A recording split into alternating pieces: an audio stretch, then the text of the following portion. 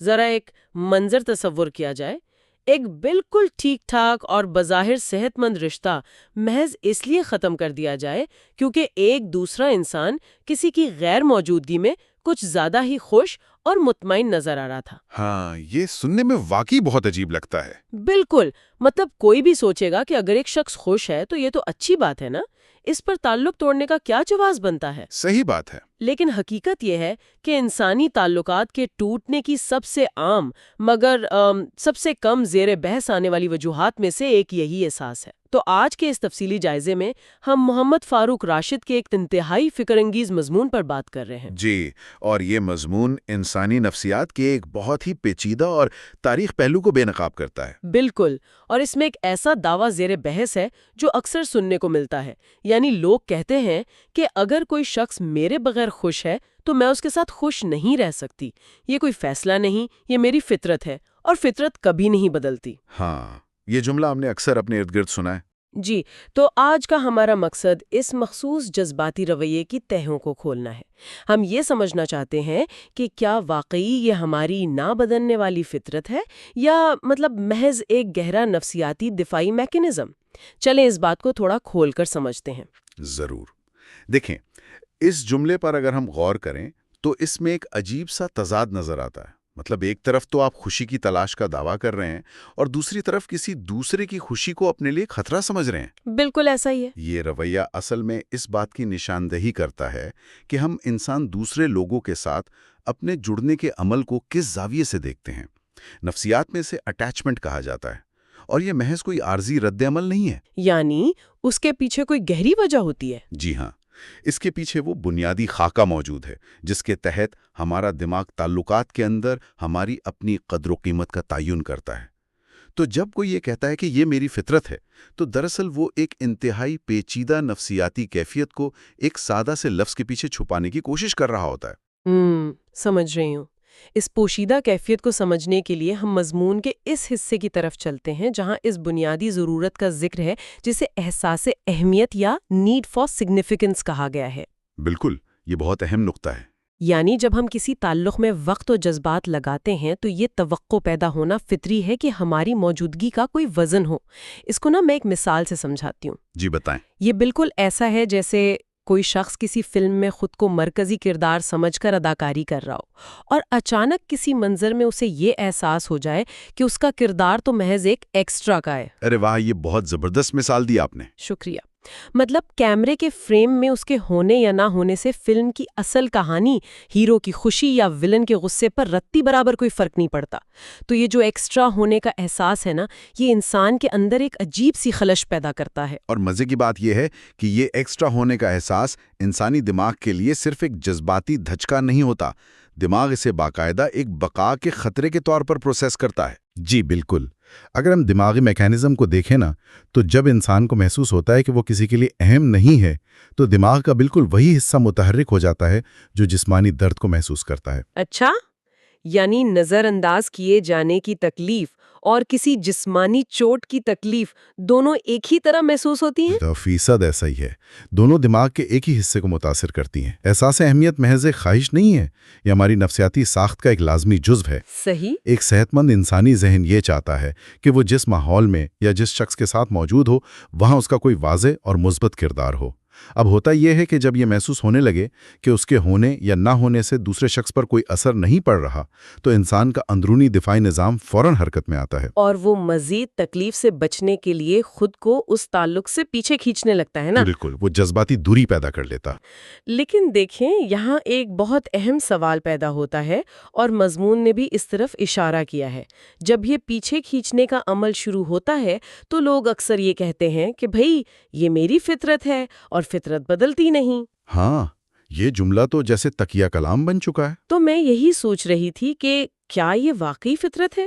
اگر ہم اس کا تھوڑا تنقیدی جائزہ لیں تو کیا یہ محض خود کو بدلنے کی زحمت سے بچانے کا ایک بہانہ تو نہیں؟ یہ آپ نے بہت پتے کی بات کی ہے۔ یعنی کہیں ایسا تو نہیں کہ ہم اپنی ضد یا اپنے ایک خاص قسم کے دفاعی میکینزم کو فطرت کا نام دے کر خود کو احتساب سے بچا رہے ہیں؟ ہم یہ ماننا ہی نہیں چاہتے کہ ہمارا یہ رد عمل شاید غیر ضروری یا غلط بھی ہو سکتا ہے؟ بالکل، اس میں کوئی شک نہیں کہ جسے ہم اکثر فطرت کہہ کر پیش کرتے ہیں نا، وہ دراصل ہماری پختہ ہو چکی عادات اور وقتی جذباتی رد عمل کا مجموعہ ہوتا ہے۔ یہاں جو بات سب سے زیادہ دلچسپ ہے وہ یہ ہے کہ دماغی سائنس کی روح سے انسان کا دماغ بنیادی طور پر توانائی بچانے کے اصول پر کام کرتا ہے۔ Energy conservation. جی، کسی رویے پر سوال اٹھانا، اس کا تنقیدی جائزہ لینا اور پھر اسے شعوری طور پر بدلنے کی کوشش کرنا، اسے ہم ادراکی بوجھ یا کوگنیٹو لوڈ کہتے ہیں۔ اچھا، یعنی دماغ کے لیے یہ محنت کا کام ہے۔ بالکل، یہ ایک انتہائی مشکل اور توانائی طلب کام ہے۔ اس کے مقابلے میں صرف یہ کہہ دینا کہ یہ میری فطرت ہے، یہ دماغ کے لیے ایک انتہائی آسان اور سستا راستہ ہے۔ ارے واہ، یہ تو بہت ہی منطقی بات لگ رہی ہے۔ اور اس میں ایک اور گہرا پہلو ایگو ڈیتھ کے خوف کا بھی ہے۔ مطلب، اگر انسان یہ مان لے کہ اس کا نظر انداز ہونے پر شدید غصہ کرنا یا تعلق توڑ دینا محض ایک غلط عادت تھی، تو اسے یہ بھی تسلیم کرنا پڑے گا کہ وہ ماضی میں کئی جگہوں پر غلط تھا۔ اور یہ ماننا تو انا کے لیے بہت تکلیف دہ ہوتا ہے۔ 100%۔ اسی لیے دماغ حقائق کو مسخ کر کے اس رویے کو فطرت کا اٹوٹ حصہ بنا کر پیش کرتا ہے تاکہ وہ خود احتسابی کے درد سے بچ سکے۔ تو اس کا مطلب ہے کہ ہم اپنی انا کے تحفظ کے لیے فطرت کے اصطلاح کا غلط استعمال کرتے ہیں۔ لیکن ہے نا، اس تصویر کا ایک دوسرا رخ بھی ہے۔ وہ کیسے؟ اگر ہم یہ مان لیں کہ فطرت بدل سکتی ہے اور ہمیں ہر بات پر تعلق ختم نہیں کرنا چاہیے، تو پھر ہم اس حد کا تعین کیسے کریں گے جہاں واقعی دوری اختیار کرنا ضروری ہو؟ یہ ایک اچھا سوال ہے۔ فرض کریں کہ کسی تقریب میں ایک شخص موجود ہے اور اسے مسلسل نظر انداز کیا جا رہا ہے، اس کی بات کو کاٹا جا رہا ہے یا اسے اہمیت نہیں دی جا رہی۔ اب اگر وہ شخص وہاں کھڑے رہ کر بحث کرنے یا توجہ مانگنے کے بجائے خاموشی سے اس تقریب سے نکل جاتا ہے، تو کیا اس کے خاموشی سے نکل جانے کو ہم دفاعی میکانزم کہہ کر مسترد کر دیں گے؟ نہیں، بالکل نہیں۔ ہر صورتحال ایک جیسی نہیں ہوتی۔ مطلب، میں سوچ رہی تھی کہ کیا یہ محض انا کا مسئلہ ہے یا یہ اپنی عزت نفس کو بچانے کا ایک منطقی طریقہ ہے؟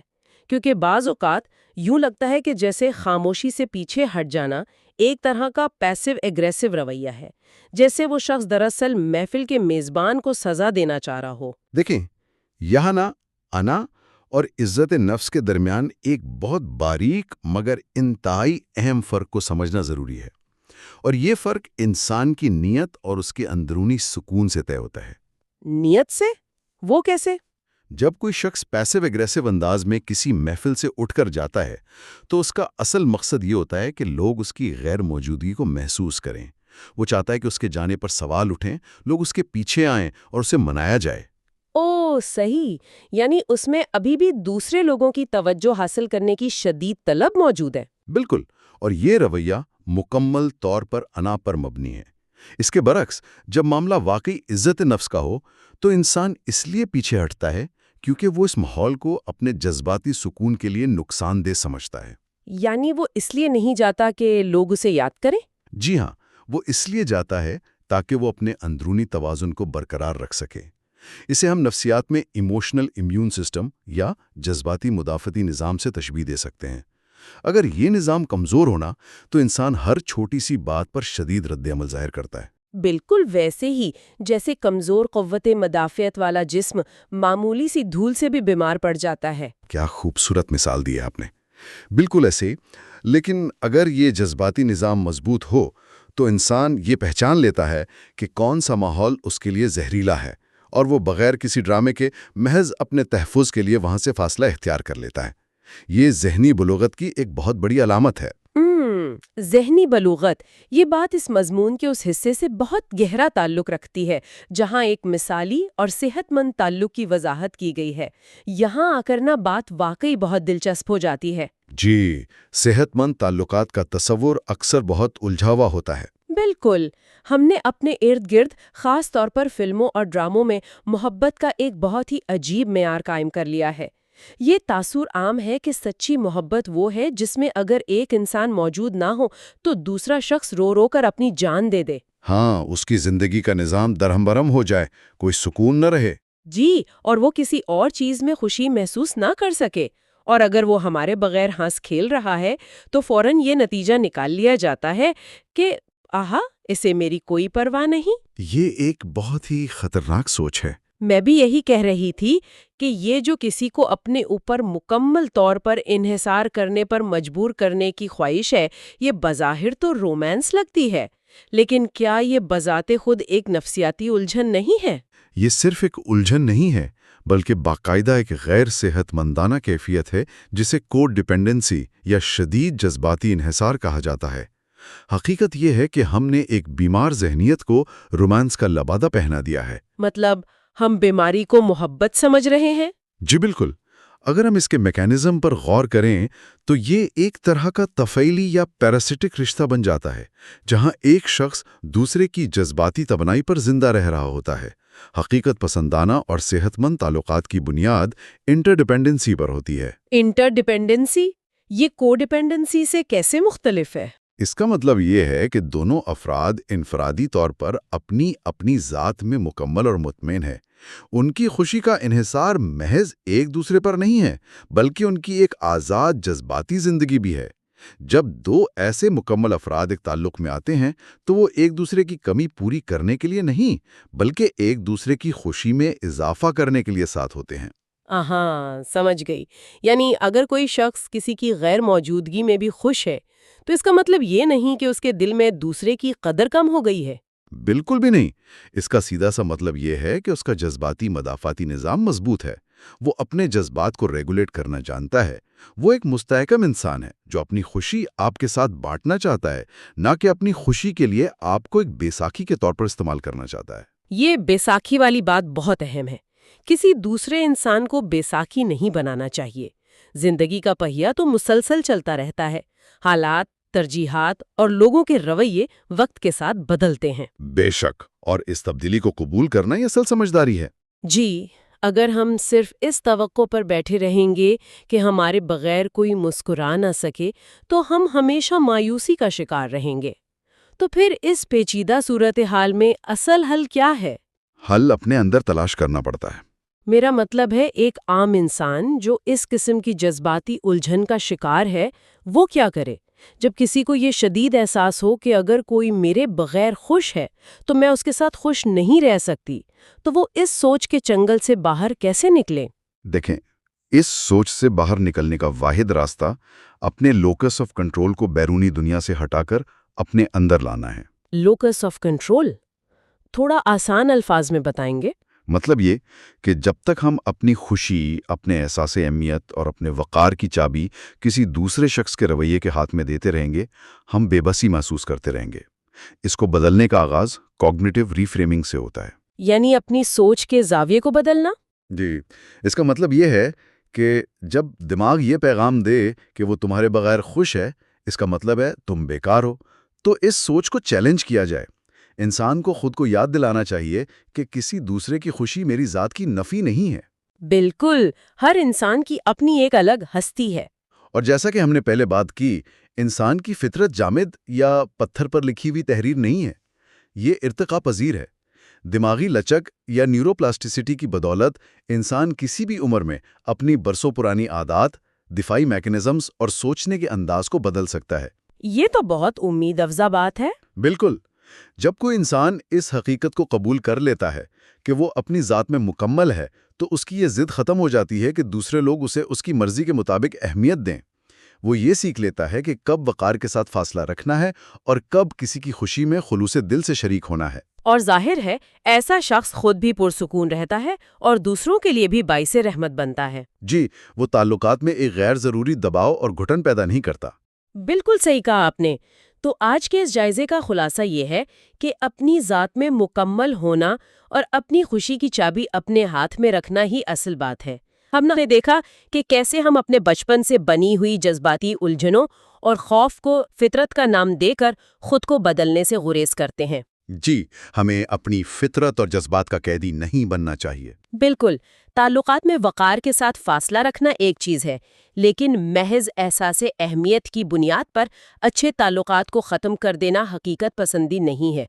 محض اس وجہ سے کہ دوسرا انسان ہمارے بغیر اداس نہیں ہے، ایک اچھے تعلق کو ختم کر دینا کسی بھی طرح کی عقل مندی نہیں ہے۔ بالکل، حقیقی ذہنی بلوغت اس بات میں ہے کہ ہم دوسرے کی انفرادی خوشی کو اس کی بے حسی نہ سمجھیں۔ جس دن ہم یہ سمجھ لیتے ہیں کہ ہماری قدر و قیمت کسی کے رویے کی محتاج نہیں، اس دن ہم اپنے جذبات کی قید سے آزاد ہو جاتے ہیں۔ بہت خوبصورت بات کہی آپ نے۔ آج کی گفتگو نے واقعی انسانی رویوں کی ان تہوں کو کھولا ہے جن پر ہم عموماً غور کرنے سے کتراتے ہیں۔ جی، امید ہے سننے والوں کو بھی اس سے کچھ نیا سوچنے کا موقع ملے گا۔ بالکل۔ تو اس گفتگو کو سمیٹتے ہوئے آج سوچنے کے لیے ایک نیا زاویہ ضرور چھوڑنا چاہیے۔ ہم نے بات کی کہ کیسے ہم یہ چاہتے ہیں کہ دوسرا شخص ہماری غیر موجودگی میں بے سکون رہے۔ تو آج کے بعد اپنے آپ سے یہ سوال ضرور پوچھا جانا چاہیے کہ اگر ہمیں اپنی اہمیت کا احساس صرف اسی وقت ہوتا ہے جب ہماری غیر موجودگی کسی دوسرے انسان کو تکلیف دے، تو کیا ہم واقعی کسی سے محبت کے متلاشی ہیں؟ یہ بہت گہرا سوال ہے۔ یا در حقیقت ہم اس کے جذبات پر اپنا کنٹرول اور طاقت قائم کرنا چاہتے ہیں؟ کیا ہم کسی کی زندگی میں ایک پارٹنر بننا چاہتے ہیں یا محض ایک ایسا خلل جس کے بغیر وہ سکون کا سانس نہ لے سکے؟ صحیح۔ طاقت کی حوص اور محبت کے اس فرق کو سمجھنا ہی شاید خود کو جاننے کا پہلا قدم ہے۔ تو اسی فکر انگیز سوال کے ساتھ ہم آج کی اس نشست کو یہیں اختتام پذیر کرتے ہیں۔ اپنے رویوں پر غور کرنے کا یہ سفر جاری رہنا چاہیے۔